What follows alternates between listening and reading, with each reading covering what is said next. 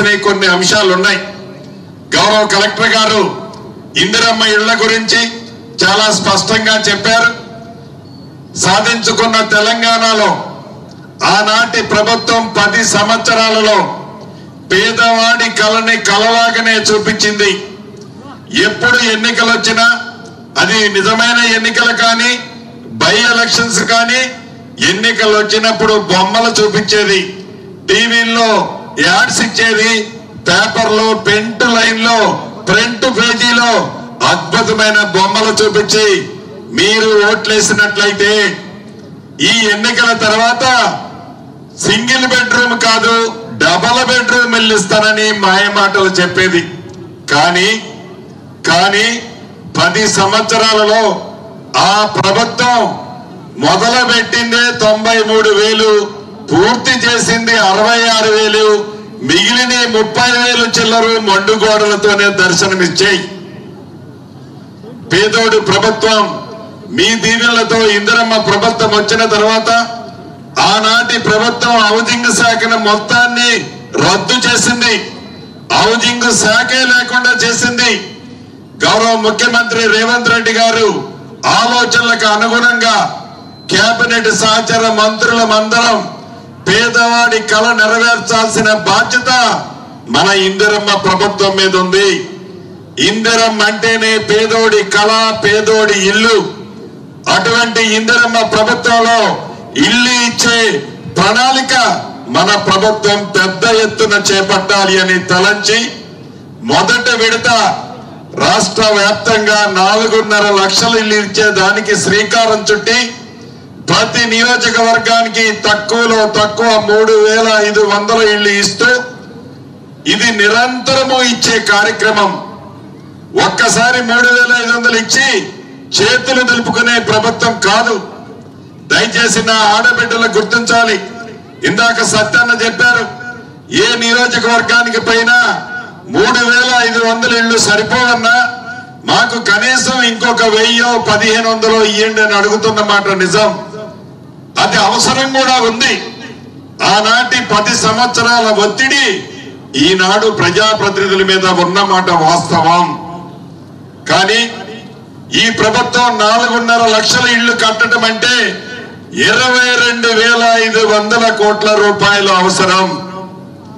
ధనిక తెలంగాణ రాష్ట్రం 8,19,000 కోట్లు ఆనాటి ప్రభుత్వం అప్పు చేసిపోతే ప్రతి నెల అప్పు మెత్తి కలిపి 6,500 కోట్లు బ్యాంకులకి కడుతూ పేదవాడి చిరకాల కోరిక, చిన్న కోరిక, వాళ్ళ కళ ఇందిరమ్మ ఇల్లు ఇచ్చే దాంట్లో భాగంగా మొదటి విడత 4,50,000 ఇల్లు ఇస్తూ ప్రతి నియోజకవర్గానికి 3,500 ఇచ్చాం.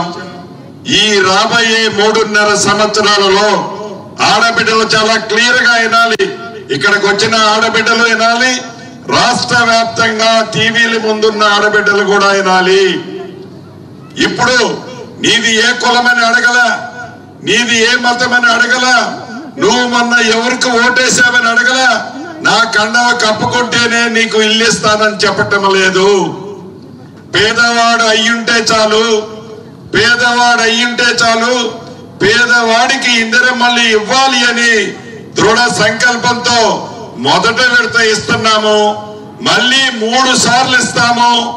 ఈ రాబోయే 3.5 సంవత్సరాలలో తల తాకట్టు పెట్టైన 20 లక్షల ఇల్లు ఈ రాష్ట్రంలో కట్టిస్తాము.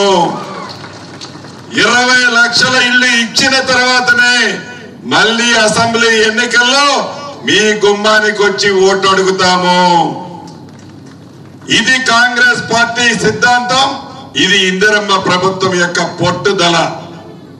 తల తాకట్టు పెట్టైన పేదవాడి కళ నెరవేర్చే బాధ్యత మీ దీవెనలతో ఉన్న ఈ ప్రభుత్వాన్ని కూడా మనస్ఫూర్తిగా చెప్తున్నాను. 4 విడతల్లో 5 లక్షల రూపాయలు ఇస్తున్నాం. పునాదులు కడితే 1,00,000, స్లాబ్ లెవెల్ కడితే 1,00,000, స్లాబ్ వేస్తే 2 లక్షలు, గోప్రవేశానికి ముందు 1,00,000 రూపాయలు, మొత్తం కలిపి 5 లక్షల రూపాయలు ఇచ్చే కార్యక్రమం. తక్కువలో తక్కువ 400 చదరపు అడుగులు కట్టాలి. చిన్న బాత్రూము, చిన్న కిచెన్ ఉండాలి, ఎక్కువలో ఎక్కువ 600 చదరపు అడుగులు లోపే కట్టాలి. ఇవి నిబంధనలు. డైరెక్ట్ గా ఇందాక మిత్రులు చెప్పినట్టు మధ్యవర్తుల ఖాతాలోకి డబ్బు పోదు. ప్రభుత్వం నుంచి డైరెక్ట్ గా బటన్ నొక్కితే మీ ఖాతాలోకి ఆ డబ్బు వస్తుంది. ప్రతి సోమవారం నాడు ఎవరైతే నా ఆడబిడ్డలు ఇల్లు కట్టుకుంటున్నారో ప్రతి సోమవారం నాడు ప్రభుత్వం ఒక పొద్దు తినకపోయినా, ప్రభుత్వం ఒక పొద్దు అన్నం తినకపోయినా మీకిచ్చే నిధుల విషయంలో ఒక్క నిమిషం కూడా లేట్ చెయ్యము. కాబట్టి ధైర్యంగా అప్పు ఉన్నమాట వాస్తవం, అప్పు పుట్టినమాట వాస్తవం. అయినా కూడా మనసుంటే మార్గం ఉంది. పేదోడే ఈ ప్రభుత్వానికి ముఖ్యం కాబట్టి తల తాకట్టు పెట్టైనా ఇల్లు కట్టిస్తామని, ఇల్లు రాని ఆడబిడ్డలు ఎవరు నిరుత్సాహపడాల్సిన అవసరం లేదు. మీరు అర్హులై ఉంటే ఈ ప్రభుత్వంలో తప్పకుండా ఇందిరమ్మ ఇల్లు మీకు వస్తుంది. అదే రకంగా ఇక్కడున్న కలెక్టర్లకి, మిగిలిన జిల్లా కలెక్టర్లకు కూడా 2 బెడ్రూమ్ లో గతంలో ఏవైతే మొండి గోడలతో దర్శనమిస్తున్నాయో ఈ రాబోయే కొద్ది రోజుల్లో ఆ మొండి గోడలకు దర్శనమిచ్చే ఇల్లు కూడా ఏ పద్ధతిలోనైతే పారదర్శకంగా ఇందిరమ్మ ఇల్లు ఇచ్చామో అదే పద్ధతిలో ఆ కట్టి సగము మిగిలి ఉన్న ఇల్లు మీరు లబ్ధిదారుల్ని ఫైనల్ చేయండి. దానికి బ్యాలెన్స్ అమౌంట్ కూడా ప్రభుత్వ పక్షాన రిలీజ్ చేస్తామని కూడా ఈ వేదిక ద్వారా ఈ నగరకల్లు నియోజకవర్గానికే కాకుండా రాష్ట్ర వ్యాప్తంగా ఉన్న ప్రజలకి ప్రభుత్వ పక్షాన తెలియజేస్తున్నాను. అంతేకాదు భూభారతి ఆనాటి ధరణి గురించి అనేక వేదికలు రాష్ట్ర వ్యాప్తంగా తిరిగాను. మొన్న 20వ తారీఖుతో రాష్ట్ర వ్యాప్తంగా అన్ని రెవెన్యూ గ్రామాలకి ఎంఆర్ఓ స్థాయి అధికారులు వారి బృందము పర్యటించి పేదవాడికి, రైతన్నకు, భూములున్న ఆసాములకి చుట్టములా ఉన్న చట్టం భూభారతి 2025 ద్వారా రాష్ట్ర వ్యాప్తంగా సుమారు 8,60,000 మంది అప్లికేషన్లు పెట్టుకున్నారు. ఇవన్నీ రాబోయే వారం రోజుల లోపే కంప్యూటరైజేషన్ చేసి ఇందులో న్యాయమైన సమస్యలన్నింటినీ ఆనాటి ప్రభుత్వం ఏవైతే ఇందాక మిత్రులు వీరేశం గారు చెప్పినట్టు, వీరేశం గారు చెప్పింది రాష్ట్ర ప్రజలందరికీ అర్థమైందో లేదో నాకు తెలియదు, కానీ నేను ఒక్క ముక్కలో చెప్తా. రైతు బంధు వారి స్వార్థం కోసం ఆ పింక్ కలర్ షర్ట్ వేసుకున్న వాళ్ళకి లాభం చేయటం కోసం నిజంగా భూమిలో ఒక వ్యక్తి ఉన్నాడు,